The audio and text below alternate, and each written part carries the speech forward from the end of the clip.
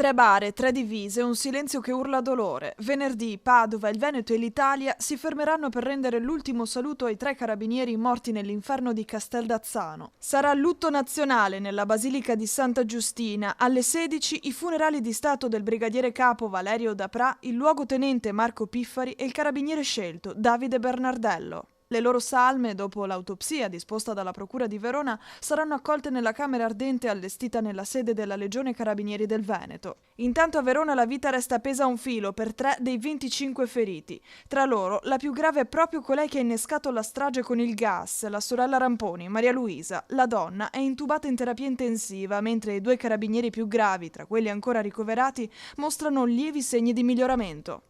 Per i 3 fratelli Ramponi la procura ipotizza il reato più pesante, quello della strage.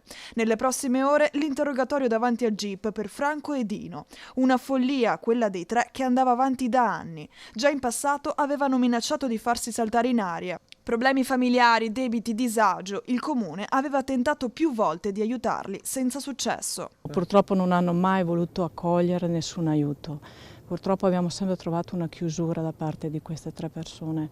Loro sono andate avanti ferme nella loro posizione. Una persona, se apre la porta, può far entrare qualcuno, altrimenti non si può. Non si può. Loro questa porta non l'aprivano? Non l'aprivano, non hanno mai aperto, non hanno mai voluto neanche un dialogo, neanche un colloquio, nonostante gli inviti che sono stati fatti.